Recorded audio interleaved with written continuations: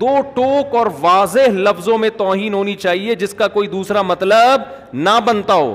اس میں زبان کا لڑکھڑا جانا اور کہہ کچھ رہا تھا نکل کچھ اور گیا. اگلے کو موقع دینا چاہیے کہ آپ کیا کہنا چاہتے ہیں. ایک بے گناہ آدمی مارا جائے یہ بدترین ہے اس سے کہ 100 گنہگار چھوٹ جائیں. کسی دن تم پہ الزام لگے کسی تمہاری غلطی جو تم جان کر نہیں کر رہے ہو اور خود اندر ہوگے تو پھر تمہیں احساس ہوگا کہ یہ ہو کیا رہا ہے مارکیٹ میں. بتاؤ ایسے موقع پہ انصاف ملے گا کسی کو؟ نہیں. یہی بات سمجھ میں. مفتی طارق مسعود کے بیانات کے لیے مفتی صاحب کے آفیشیل چینل مفتی طارق مسعود سپیچز کو سبسکرائب کریں. توہین رسالت کی سزا پاکستان میں کیا ہے؟ قتل ہے نا. تو جرم بڑا ہے, سزا بھی کیا ہے؟ بڑی ہے. تو اس کے لیے بھی قانون یہ ہونا چاہیے کہ ثبوت بھی اور شک و شبہے سے بالکل بالا تر. دو ٹوک اور واضح لفظوں میں توہین ہونی چاہیے جس کا کوئی دوسرا مطلب نہ بنتا ہو. اس میں زبان کا لڑکھڑا جانا اور کہہ کچھ رہا تھا نکل کچھ اور گیا. اگلے کو موقع دینا چاہیے کہ آپ کیا کہنا چاہتے ہیں. اور اگر ہم سپریم کورٹ قانون میں یہ اناؤنس کر دے, یہ فیصلے کے وقت سنا دے کہ اتنے سارے شبہات پیدا ہو گئے ہیں جن شبہات کی وجہ سے جرم ثابت نہیں ہو رہی, تو آپ سپریم کورٹ کی کو چیلنج نہیں کر سکتے.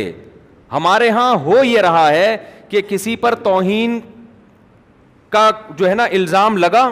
اب ہوتا کیا ہے, میں آپ کو, یہ میں ہوائی فائرنگ نہیں کر رہا, یہ ہوائی باتیں نہیں کر رہا. ہمارے ہاں اس قانون کا کیسا غلط استعمال ہو رہا ہے. اصل میں خود نہیں اندر گئے نا. کسی دن تم پہ الزام لگے کسی تمہاری غلطی جو تم جان کر نہیں کر رہے ہو اور خود اندر ہوگے تو پھر تمہیں احساس ہوگا کہ یہ ہو کیا رہا ہے مارکیٹ میں. ہمارے ہاں پتہ ہی کیا ہوتا ہے, کسی نے کوئی پوسٹر پھاڑ دیا, اس بیچارے کو نہیں پتا تھا کہ اس پہ نبی صلی اللہ علیہ وسلم کا نام لکھا ہوا ہے. اس کی دیوار خراب کر دیا آپ نے, پوسٹر لگا دیا, وہ پوسٹر پھاڑ دیا اس نے, وہ نیچے کہیں نالی میں گر گیا. آپ کو ویسے ہی انتقام لینے کا شوق تھا, کوئی مسئلہ چل رہا تھا آپ کا اس کے ساتھ, یا آپ نے اس کو, وہ غیر مسلم ہے, آپ نے اس کو ورغلایا, اس کو ٹارچر کیا, اس کے مذہب کو برا بلا کہا, اس کے بڑوں کو آپ نے برا بلا کہہ کے اتنا ٹارچر کیا کہ اس کی زبان سے بھی کوئی لفظ آپ کے خلاف یا اسلام کے خلاف نکل گیا. آپ نے فوراً بندوں کو جمع کیا, دیکھو یہ نبی کو ایسے کہہ رہا ہے, دیکھو اس نے قرآن کی توہین کی ہے, دیکھو اس نے یہ کیا ہے. لوگ یہ نہیں دیکھتے کہ اس نے کہا بھی ہے کہ نہیں, ہو سکتا ہے نہیں کیا اس نے. ایک لوگوں کا جم غفیر اکٹھا ہو جائے گا اور جائیں گے تھانے رپورٹ کرانے کے لیے. اتنے لوگ اس میں, آج ہر آدمی سمجھتا ہے آج مجھے عشق رسول کو ثابت کرنے کا اللہ نے موقع دیا ہے. چرسی بھی آپ کا ساتھ دیں گے, ہیروئنچی بھی آپ کے ساتھ ہوں گے, محلے کے بڑے بڑے گنڈے جن 20 بندوں کو قتل کر چکے تھے, آج تک کبھی انہوں نے کوئی سنت پوری نہیں کی ہوگی, لیکن ان کو بھی موقع ملے گا کہ آج ہمیں موقع ملا ہے ہم توہین رسالت کے مرتکب کو کیفر کردار تک پہنچائے. وہ اس کی تحقیق نہیں کرتے کہ حقیقت میں ایسا ہوا بھی ہے کہ نہیں ہوا. پھر آپ پہنچ جائیں گے تھانے, ایس ایچ او صاحب کو پتا ہے اگر میں نے ایف آئی آر نہیں کاٹی پورا ہجوم میری بوٹیاں کووں کو کھلائے گا. سمجھ رہے ہو؟ نہیں آ رہی بات, میرا خیال ہے یہ قوم کا جذباتی پن ہے جو میں بتا رہا ہوں. نہیں سمجھ میں آ رہا نا تو کبھی آپ کے اوپر پڑے گی تو پتا چلے گا. پھر جناب ایف آئی آر بھی کٹے گی, تمہارا باپ بھی کاٹے گا ایف آئی آر. تو پھر جب عدالت میں مقدمہ چلے گا, جج کو پتا ہے اگر میں نے جیل نہیں کیا تو قوم مجھے, میری بوٹیاں کس کو کھلائے گی؟ کووں کو کھلائے گی. سمجھتے ہو؟ اور ادھر سے جو وکیل ہوگا نا, جو اس کی طرف سے وکیل ہے جس پر فرد جرم لگی ہے, اس کو پتا ہے کہ اگر میں نے اس کا زیادہ دفاع کیا تو میری بوٹیاں کس کو کھلائی جائیں گی؟ کووں کو. بتاؤ ایسے موقع پہ انصاف ملے گا کسی کو؟ نہیں. یہی بات سمجھ میں. پھر جب وہ کیس اس کے اوپر چلے گا, ہر جج پہنائے گا کہ یار یہ آگے کسی کو, پھر کیس چلتا ہے لمبا. پھر لوگ کہتے ہیں ہم تو پہلے ہی کہتے تھے حکومت قادیانیوں سے ملی ہوئی ہے, سیدھا لٹکا کیوں نہیں رہی اس کو مجرم کو؟ ہم تو پہلے ہی کہتے تھے یہ حکومت یہودیوں کی ایجنٹ ہے. پھر لوگ کہتے ہیں ہم تو پہلے ہی کہہ رہے تھے کہ غیر ملکی طاقتیں اس کے ساتھ ملی ہوئی ہیں اور حکومت بھی غیر ملکی طاقتوں کے ساتھ ملی ہوئی ہے. یہ تو ہیں ہی سارے وہاں کے ایجنٹ.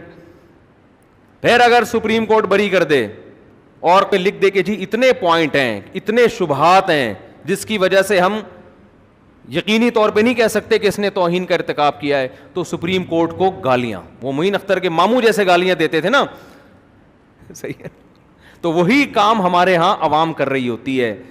تو قوم میں جذباتی پن کچھ ضرورت سے زیادہ ہے, میچور نہیں ہے ہماری قوم. مذہب کا غلط استعمال کر کر کے آپ اپنے اوپر پابندیاں ملک میں لگاؤ گے. پاکستان ابھی گرے لسٹ میں ہے, اور یہی حرکتیں تھوڑے دن اور چلیں تو بلیک لسٹ میں آ جائے گا. پھر جب تمہیں کھانے کو روٹی نہیں ملے گی, پہننے کو کپڑا نہیں ملے گا, گالیاں دو گے اپنے حکمرانوں کو. وہ تو اب دیکھو قرآن نے کیا بیان کیا, زنا کی سزا سخت ہے نا, تو اس کے ثبوت کے لیے قرآن نے معیار بہت اونچا کر دیا ہے. تو توہین رسالت کی سزا اگر قتل ہے, اس کے ثبوت کے لیے بھی معیار کیا ہوگا, بہت اونچا ہوگا. ہر شک کا فائدہ مجرم کو ہوگا. جہاں تھوڑی سی کنفیوژن پیدا ہو, دیکھو زنا میں کیا ہے, 4 آدمی گواہی دیں گے عدالت میں جا کے, کتنے گواہی دیں گے, 4. فقہاء نے بیان کیے جہاں بھی جج کو ذرا سا تردد ہوا نا کہ کچھ گڑبڑ ہے, فوراً سزا کیا ہوگی, ساقط. شک کا فائدہ کس کو پہنچایا جائے گا, مجرم کو. وجہ کیا ہے کہ ایک بے گناہ آدمی مارا جائے, یہ بدترین ہے اس سے کہ 100 گنہگار چھوٹ جائیں.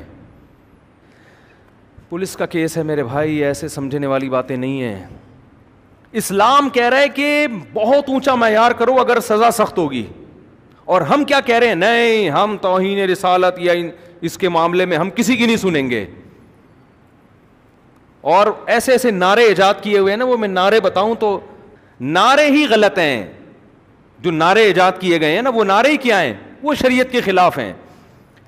تو اس لیے زیادہ فنٹر بننے کی کوشش مت کرو. تو اسلام کیا کہتا ہے, اصل مقصد اسلام کا فلسفہ سمجھانا ہے کہ جہاں سزا سخت ہوگی اس کے ثبوت کے لیے معیار بہت زیادہ اونچا ہو جائے گا, سخت ہو جائے گا. اس میں آپ جذباتی پن پہ آ گئے نا, اگر کہ اس کو عدالت نے کیوں بری کر دیا, اس کو عدالت نے کیوں بری کر دیا, یہ تو توہین کا مرتکب تھا, تو عدالت نے بری کر دیا. آپ اگر عدالت کو کہتے ہو نا یہ عدالتیں 2 نمبر ہیں, تو قوم کو بھی آپ 1 نمبر نہیں کہہ سکتے کہ ان کا بھی کوئی بھروسہ نہیں ہے کہ انہوں نے جس پر مقدمہ ڈالا ہو وہ واقعی مجرم ہے بھی یا نہیں ہے, ان کا بھی کوئی بھروسہ نہیں ہے. آگے چلتے ہیں ہم. آگے قرآن کہتا ہے